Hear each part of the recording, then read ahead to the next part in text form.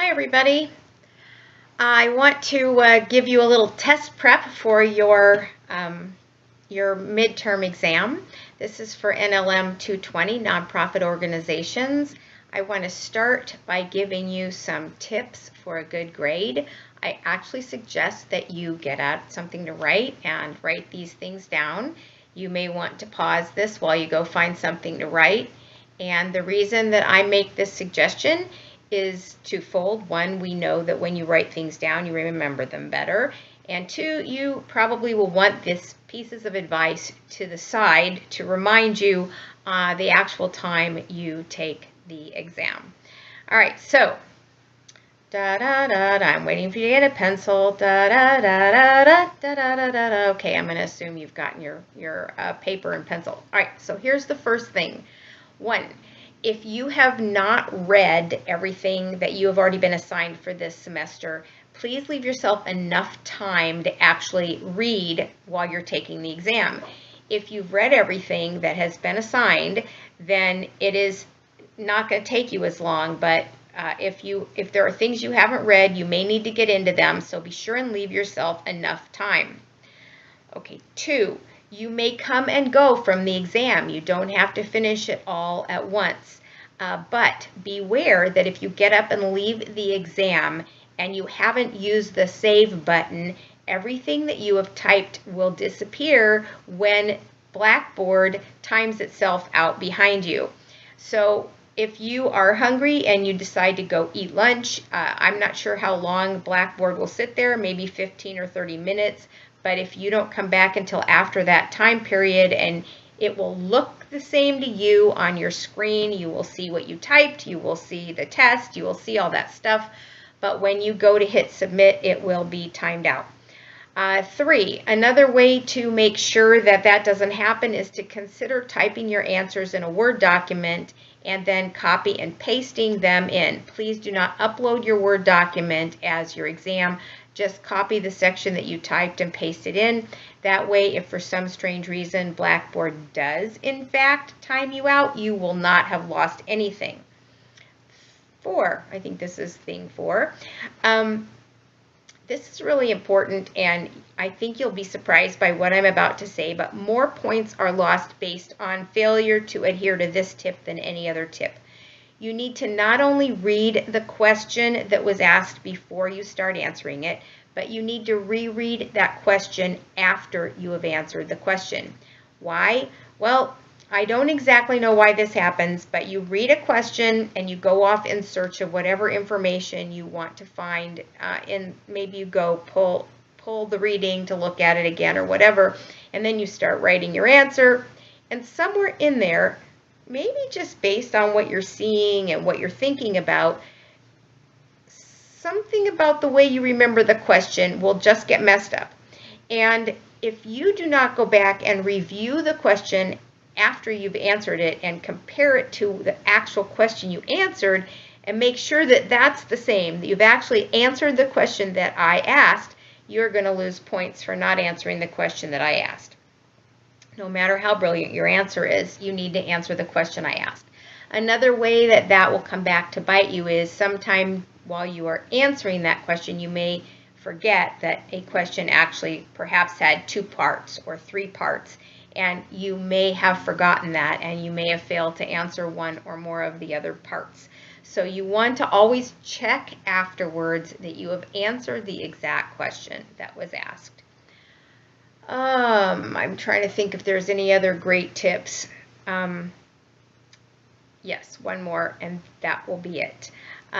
Notice that each question has a number of points associated.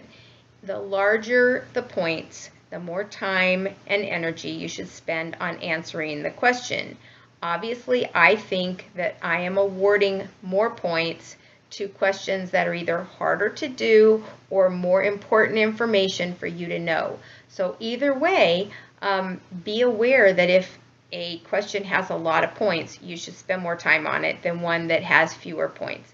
Some people like to go through and answer all the high point questions first while they're still fresh, and that is also a thing you could do. That's up to you, and may your choice about that may have something to do with what time you choose to take your exam. If you are one of those people who waits until midnight and takes your exam until 3 in the morning, definitely if you are affected by tiredness, do the higher point questions first. But anyway, just be aware that I have given relative value to points for a reason, and keep that in mind as you are deciding how much work to do on a particular question. Okay, so you can see I've got us open to our class, and I'm going to go down to the drop box. You can see over here to the left, at least the way I'm looking at it, it's to the left, to the drop box, and I'm going to scroll down to the midterm exam here. You can't see it on yours because I haven't opened it yet, but I can see that it's there on mine. You might be able to read that it says this item is no longer available and when it was last available, but I'm going to go in here. I'm going to come down, and you can't see the begin button, but it tells me that to begin, that I should click the begin button. You will want to read through all that other stuff I put there, a lot of which I just told you. It's asking me for a password, and I'm going to give it one. That's because I created one so that somebody who had a problem last year was sick or something on the day of the test could actually take it, but you won't have a password at the time. All right, so let's see. There's your test information. It's the same. And let's see.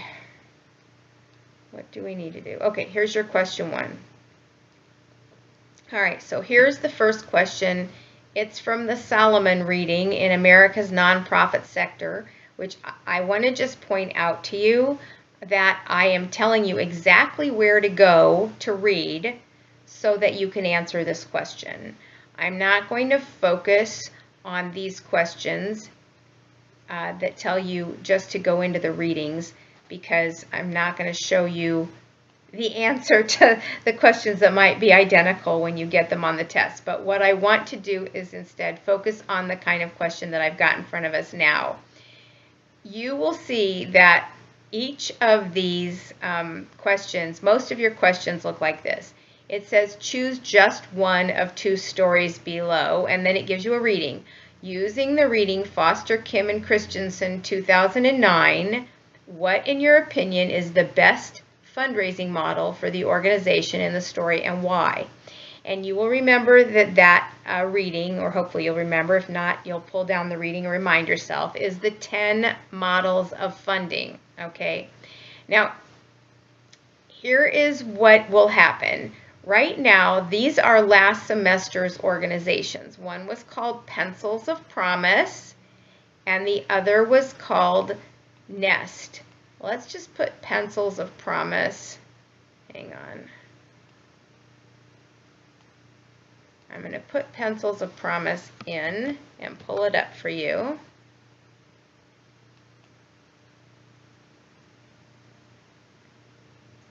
And then let's see where we were. Not there. Okay, here we are. So what it's asking is, what in your opinion is the best model for fundraising for these 2 organizations? The first thing I would suggest, and this is just a suggestion, but it's a good suggestion in terms of making sure you get the most points. You're going to have these exact 2 organizations to choose from throughout this entire exam. I'll just scroll down and show you this. Question 3, same, different question. It's the Gottlieb. It says to write a mission and vision statement. Those are the same 2 organizations. Question 4, it says which life cycle stage is this organization and why do you think that? Same 2 organizations. So what I want to tell you about this is that it's probably better for you if you spend a little time looking through both of the organizations I give you. It won't be these 2. I will pick 2 brand new organizations. But spend some time looking through them and decide which one you are more interested in studying, and use that one organization for all of the questions. You don't have to. I'm not making you, but the reason I'm suggesting it is for your own benefit. The more you poke around the website you choose, the more you're going to know about the organization. And the more information you pick up about the organization, the better your answers are going to tend to be. If you go back and forth between the organizations, you're going to know half as much about each organization. I don't know if that makes sense, but it's my strong recommendation that you pick one of the organizations I give you and just go through it. All right, so here we are, pencils of promise. The first thing to do before you answer any questions is go to the About Us. You want to look at what is their story, right, about us. Here's their founding. Here's their information.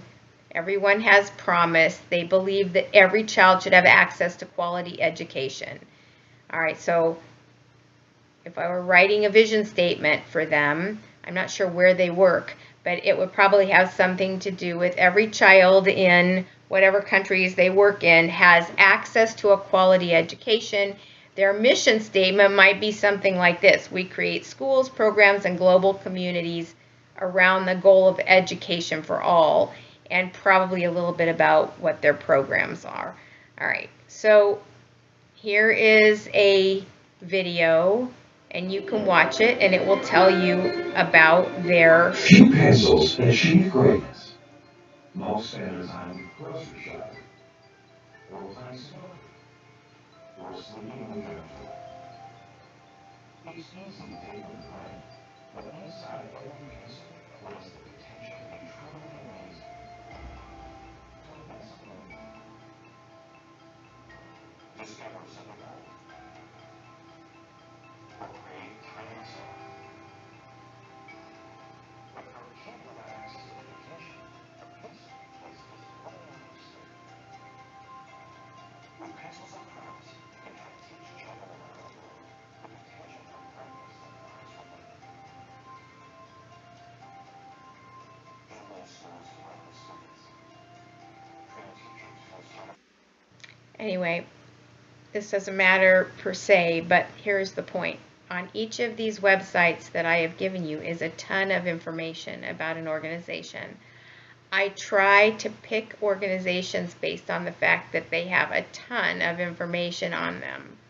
All right, so this is about us, their story, their people, their financials, their job and internships, their partners, etc. And I don't know what this is, read the pop book, but I'll do that after I finish this. Actions you can take. This just shows you some things that you could do. These are this is information about their programs. That's for their donors. Give monthly, donate. You can do both. You know, you can see you can do both things. Anyway, there is enough information on this website to answer whatever questions, and I think I just showed you how I might come up with a mission and a vision statement, which is going to be this question 3. It says, using the Gottlieb reading, I don't know if you can see this, but using the Gottlieb reading, I actually gave you a quick link to it, but it's also in our folder of course content. Draft a mission statement and a vision statement for the organization and the story. What I don't want you to do is to copy the mission and vision statement from the website if they have one. I want you to write a mission and vision statement that conforms to the rules that we learned in class in the Gottlieb reading, okay?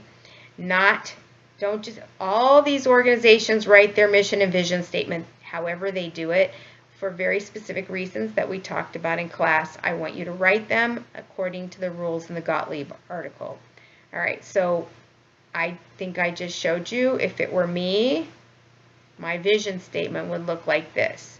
Every child should have access to a quality education.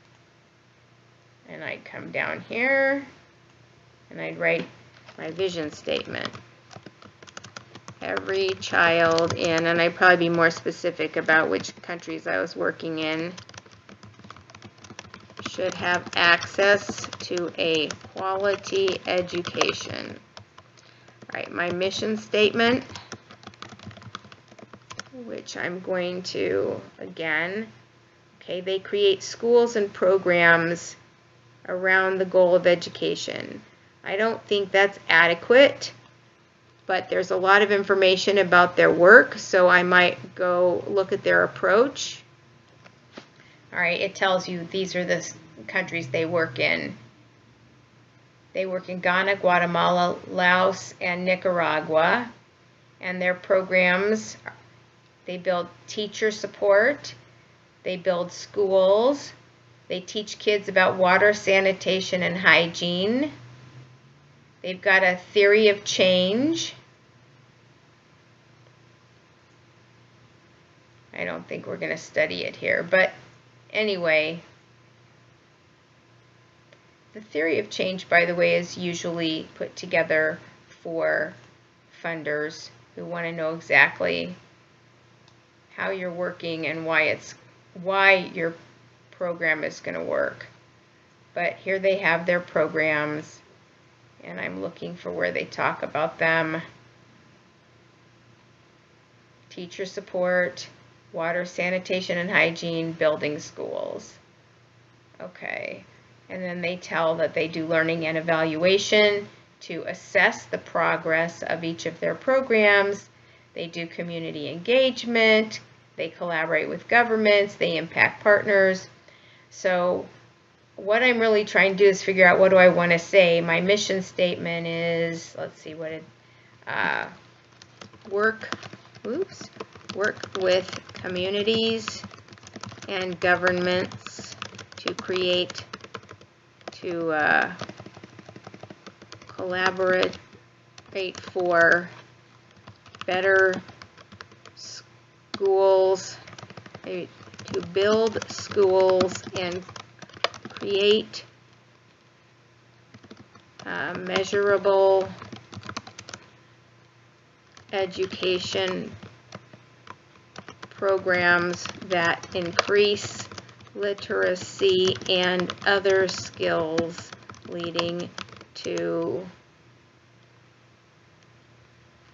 I don't know, leading to what? To fully prepared students, or students fully prepared to participate, or to I don't know, something like live full and meaningful lives. And maybe it needs something to be economically sustainable and meaningful lives. All right, so that's what I just did based on looking at all the stuff that they have there. I have to pare down everything they do into a mission statement. So here I go. Vision, every child in Nicaragua, Laos, I can't remember where else, but you know, you'd add those two other countries, should have access to a quality education. That's our vision. Our mission statement is that we're going to work with communities and governments to collaborate. Or maybe it's we're going to collaborate with communities and governments. I'm trying to be succinct. Collaborate with communities and governments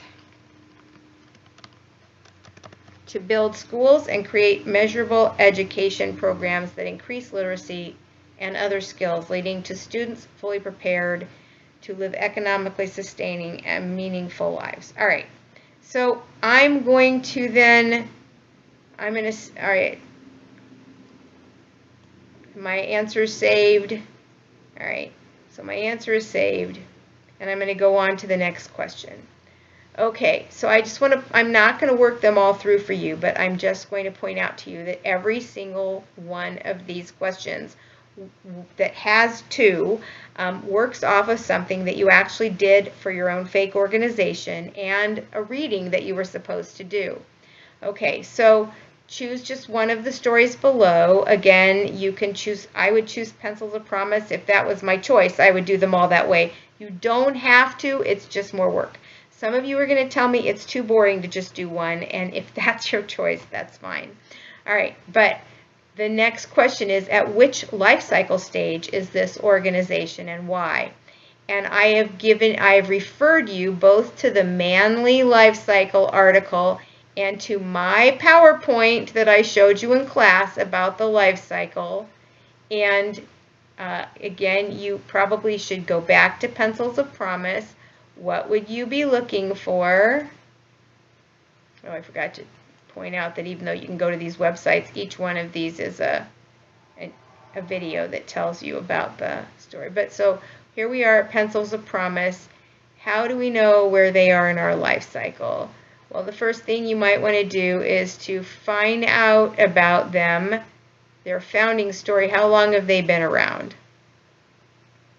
All right. Meet the founder. There's Adam. Adam, the founder. Okay, he founded them in 2008. They are 10 years old.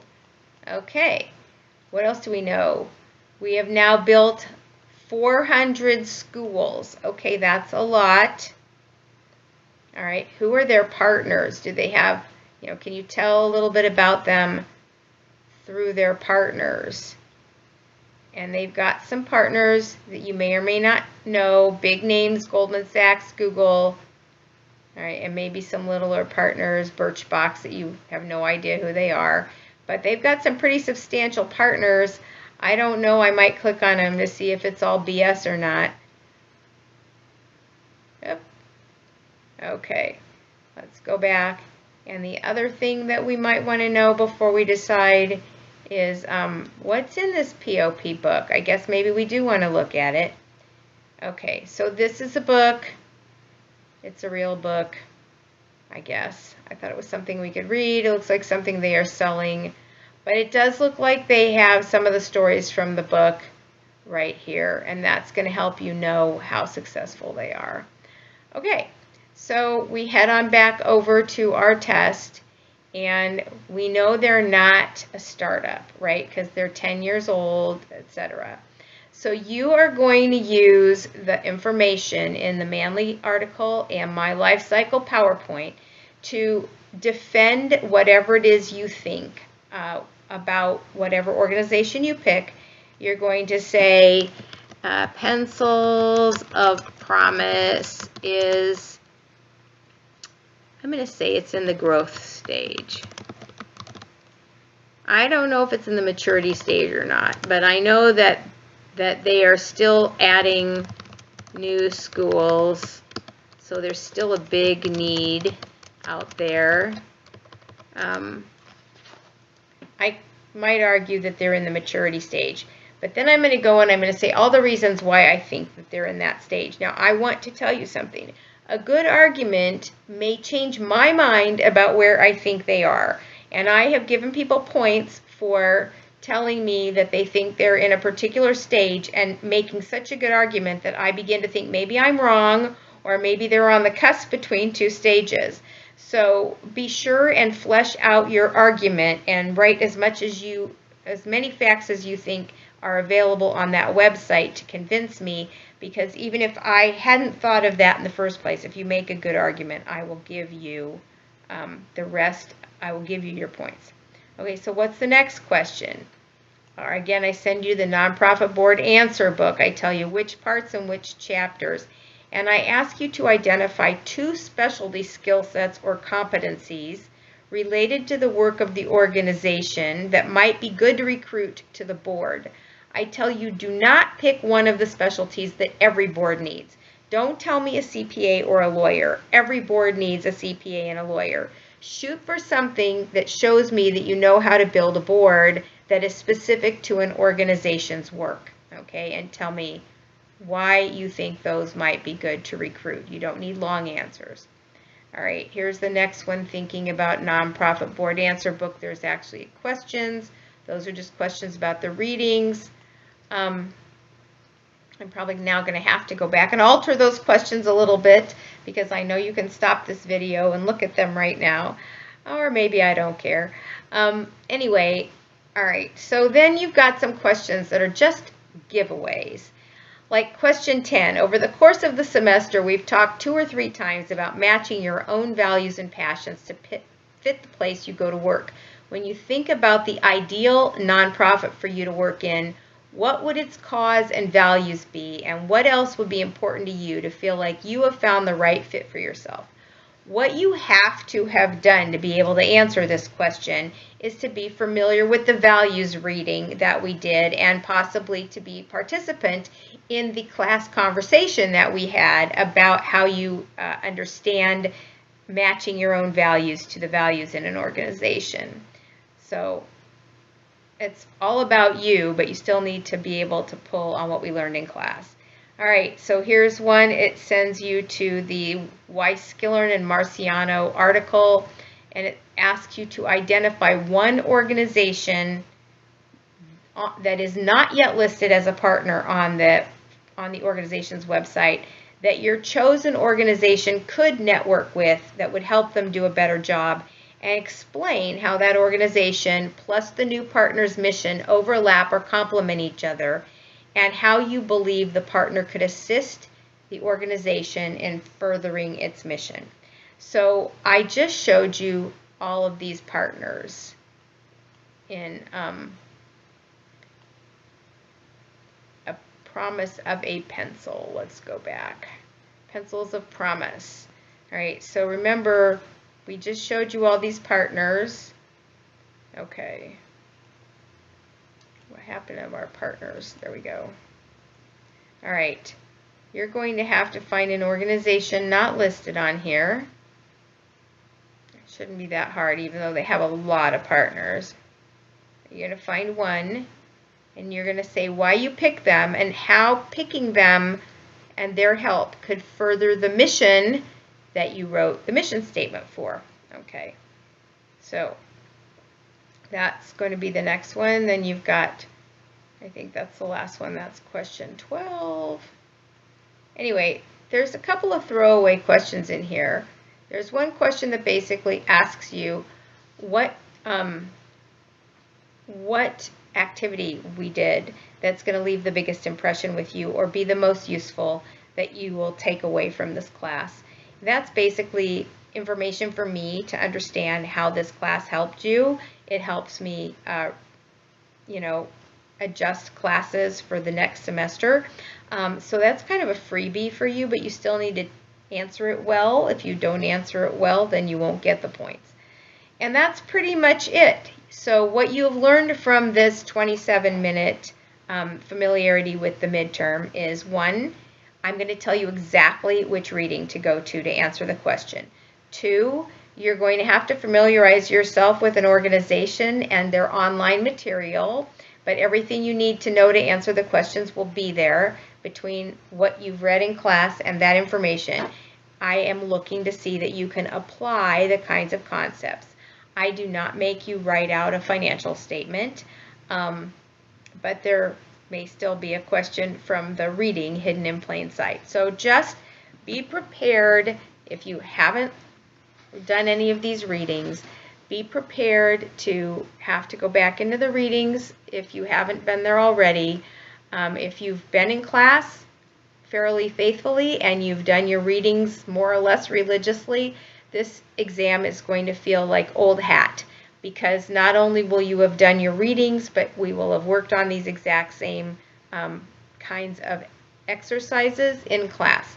The midterm is my last opportunity to force you back into the readings, and so I use it for that. But if you have already read and been pretty faithful at attending class, you shouldn't have any trouble with this exam at all. I typically, because it's open material, I typically get more A's than anything else in this class, so that part's good. I will tell you, and this is a big deal, I almost always have 2 or 3 people every single semester who just fail to do the test. They just mean to get around to it and then they don't. I strongly suggest that you at least start this exam during normal class time. So for you, that would be from 3 until 4:20. Whether or not you can complete it in that time allotted, I don't know. Or start it before then if you want, but leave that spot open so that you don't forget to take it and then get caught up in your life. If you just forgot to take it, you are just out of luck. and that's just the way it is. If something is a horrible emergency, like you get in a car accident, which we do not want to happen to you, I will make other arrangements. But shy of some horrible emergency, if you don't take this test, that is on you. I give you plenty of time to do it. You need to do whatever you need to do to make sure that, that you get it done. I will send you a link to this video, and I will also tell you exactly the times that the midterm is going to be open, and it will be open for a few days, mainly for those of you who haven't done your readings to be able to have time to do it. I don't know how much nicer I could be about that. If you have questions about something about the structure of the exam or the technology, feel free to email me. If it's a technical issue with your computer or whatever, get a hold of the tech people, but do not ask me to help you at all with the content, because it's all there for you. You just have to find the readings. All right. See you soon back in class. Good luck on this. Don't forget your test taking